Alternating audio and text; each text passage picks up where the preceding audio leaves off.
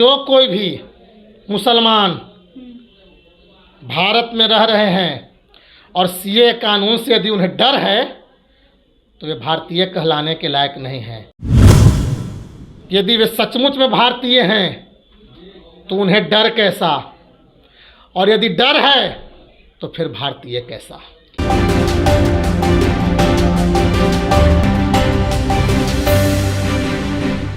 नमस्कार, आप देख रहे हैं रब्ज़ी लाइव और मैं हूं आपके साथ निधि सिंह। और अभी इस वक्त हम भाजपा कार्यालय में मौजूद है और अभी हमारे साथ मौजूद है प्रदेश प्रवक्ता पीयूष जी। तो सबसे पहले आपका बहुत बहुत स्वागत है। और आज हम बात करेंगे सीए कानून जो लागू हुआ है उसके बाद विपक्ष तमाम लोगों का घेराव करना शुरू हो गया। क्या लगता है आपको कि इस घेराव को विपक्षी लोगों के बाद जो इसमें विपक्ष ताना दे रहे हैं, कुछ बोल रहे हैं, उसको लेकर चुनाव में कुछ असर आ सकती है?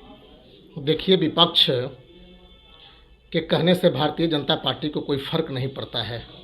देश की 140 करोड़ जनता देश के यशस्वी प्रधानमंत्री आदरणीय नरेंद्र मोदी जी के विकास कार्यों के साथ है। देश की 140 करोड़ जनता देश के प्रधानमंत्री आदरणीय नरेंद्र मोदी जी के जन कल्याणकारी कार्यों के साथ है। और भारतीय जनता पार्टी जो कहती है वह करने का काम करती है। मैं आपको बता देना चाहता हूं कि 2014 के लोकसभा चुनाव में के पहले भारतीय जनता पार्टी ने 535 संकल्पों को लेकर के देश की जनता के बीच में आने का काम किया था। उस 535 संकल्पों में हमने 534 संकल्पों को पूरा करने का काम किया, मतलब 99.99% संकल्पों को पूरा करने का काम भारतीय जनता पार्टी ने किया, देश के यशस्वी प्रधानमंत्री आदरणीय नरेंद्र मोदी जी ने किया। 2019 के लोकसभा चुनाव में 235 संकल्पों को लेकर के भारतीय जनता पार्टी देश की जनता के बीच में आई थी। 235 में 225 संकल्पों को हमने पूरा करने का काम किया। उन्हीं संकल्पों में एक संकल्प था सीएए, नागरिक संशोधन अधिनियम बिल। अच्छा, सीए कानून लागू होने का अभी क्या मकसद है? अभी ही क्यों यह लागू हुआ है? देखिए, भारतीय जनता पार्टी के पहले से यह संकल्प में था कि हम इस देश में सीएए कानून को लागू करें। क्यों? क्योंकि भारत से सटे पाकिस्तान, बांग्लादेश और अफगानिस्तान में रह रहे उन हिंदू अल्पसंख्यक परिवारों को जिस प्रकार से वहाँ के बहुसंख्यक मुस्लिम परिवारों द्वारा उन्हें प्रताड़ित करने का काम किया जाता था, उन्हें यातना देने का काम किया जाता था। आपको मालूम हो, मैं बड़ी जिम्मेदारी के साथ आपको बताना चाहता हूँ कि दिसंबर 2019 में जिस दिन लोकसभा संसद में सीएए कानून पर बहुमत परीक्षण का काम चल रहा था, देश के यशस्वी प्रधानमंत्री आदरणीय नरेंद्र मोदी जी और गृह मंत्री आदरणीय अमित शाह जी इस कानून को संसद में पास करवाने का काम कर रहे थे। पाकिस्तान, अफगानिस्तान, बांग्लादेश में रह रहे उन अल्पसंख्यक हिंदू परिवारों पर वहाँ के बहुसंख्यक मुस्लिमों द्वारा दुष्कर्म करने का काम किया जा रहा था। वहाँ उपस्थित, वहाँ रह रही महिलाएं, वहाँ रह रही बहनें, वहाँ रह रही उन औरतों के साथ कई दुष्कर्म के मामले अखबार से लेकर के मीडिया चैनलों ने दिखाने का काम किया था। तो यदि भारतीय जनता पार्टी, देश के यशस्वी प्रधानमंत्री आदरणीय नरेंद्र मोदी जी उन पीड़ित महिलाओं को, उन पीड़ित बहनों को, उन पीड़ित परिवारों को भारत की नागरिकता देने का काम कर रहे हैं, तो आज विपक्ष को नागवार लग रहा है। ये 1955, मैं आपको बता देना चाहता हूँ, ये सीएए कानून 1955 में आई थी। अपने 60 सालों के इतिहास में कांग्रेस ने क्यों नहीं सीएए कानून को देश में लागू करवाने का काम किया?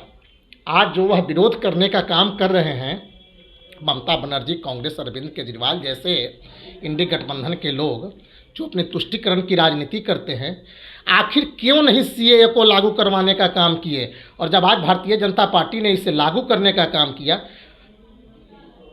पूरे देश की जनता जानती है कि सीएए कानून किसी को नागरिकता लेने के लिए नहीं है, यह नागरिकता प्रदत्त करती है, यह नागरिकता देने का कानून है। और दूसरी चीज़ मैं आपको बता देना चाहता हूँ कि जिन लोगों को सीएए कानून से डर है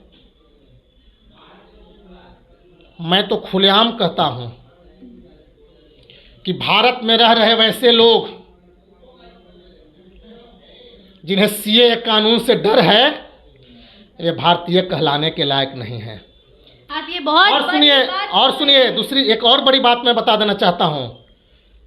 जो कोई भी मुसलमान भारत में रह रहे हैं और सीए कानून से यदि उन्हें डर है तो वे भारतीय कहलाने के लायक नहीं है।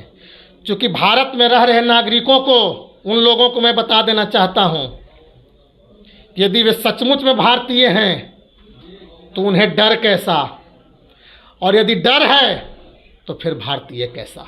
चलिए, और एक आखिरी सवाल हम आपसे ये पूछना चाहते हैं कि आज बीपीएससी टीचर की एग्ज़ाम हो रही है और इस बार क्या लगता है आपको कि कितने बच्चों विद्यार्थी लोगों को बहाली दी जाएगी?